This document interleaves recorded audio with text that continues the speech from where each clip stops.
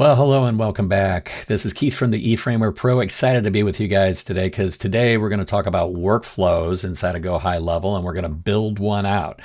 So you techies are dismissed because you probably already know how to do this, but if you're not so technically advanced and you just signed up for GoHighLevel, then you're going to want to stay tuned. Let's dive right in. Okay, so let's follow the bouncing ball. I created Keith's Paintings, a test account that we can use. Let's go down to automations. We're already there. Click on automations and then create workflow. We can start from scratch, select from a template, import a campaign or a company-based workflow. Let's start from scratch today. So in the new workflow, we're going to name this New Contact Created. New Contact Created. And then at the beginning of the workflow, we're going to add a trigger. A trigger is simply this. When a customer fills out a form, and then submits that form, then that initiates the workflow in this case. So when we click on trigger, there's several different things that we can do. So click on trigger. Contact created is what we're going to use. Gives you a list of different things that the customer can do that can trigger the workflow. In this case, we're going to keep it simple. Contact created. And we can just leave that contact created as the name. And we can save that trigger. There's the trigger, contact created. Click on the plus mark. Let's add a tag. So we're going to call this customer a warm lead. They just clicked on the form. They're interested. So we're going to say warm lead and we're going to save that action. So we're going to add a tag.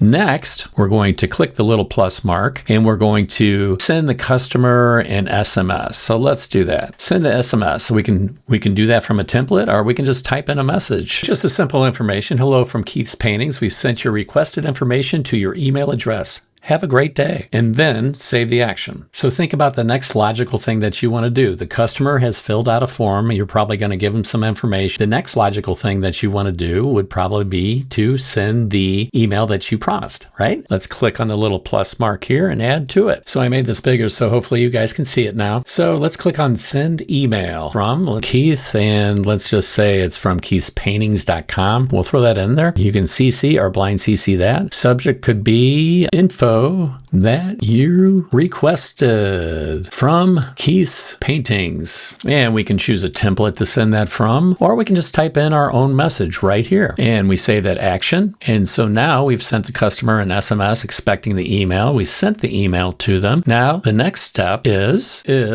so think about the next logical thing. What could we do? What should we do? Well, since automation is running 24/7 on its own up to this point, then we should probably let ourselves know that there's a new customer and we need to follow back up with them some way, shape, or form. You could delegate that to somebody on your team, or if you're the manager and you're out doing whatever you're doing to run your business, then at some point you can follow back up with the customer and you're going to have a notification. So let's do that. Let's send an internal notification. So how do we do that? We click on the plus sign and then we go to send internal notification and then we select type. We can send an email or an SMS. I prefer an SMS. Select user type. All users, we can send it to all users, assigned user, or custom number. So I'll just put custom number. We can select a template or we can just send the message. Hey, new contact, call back ASAP, and then save the action. By the way, a little tip, I'm going to go old school on you now. This is old school.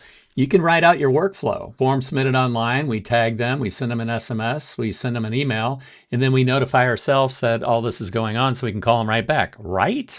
Then that is simply a new contact created workflow that we were going to do. All right, somebody has a question. What are webhooks? Well, I'm not going to get long-winded. Webhooks can be complicated, but I will say this. Outside of GoHighLevel, so you have something else running, Zapier, or you have an external website, you have an external form sitting somewhere, maybe it's sitting out on Facebook, wherever. And by the way, GoHighLevel has videos on how to externally connect a webhook. And then when somebody clicks that, then it notifies GoHighLevel and it starts from there the workflow. It comes in at that point in the workflow. You could have that be the trigger too if you wanted. Workflows are basically the company running by itself. It's the automation piece of it that you set and forget. You can have as many workflows as you want. I've seen somebody build out a workflow that seemed like it was like 20 workflows long. The business was running itself doing all these different things. I think that's the golden thing about the automation automation and workflow. So if you're a business owner, you can continue to go out and you can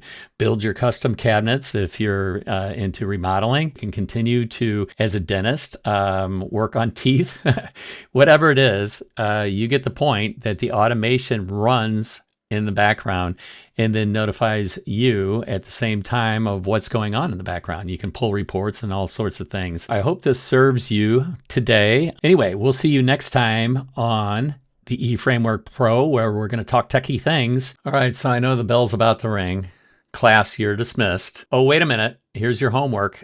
Build a workflow and show me the logic. A simple workflow, a new contact workflow.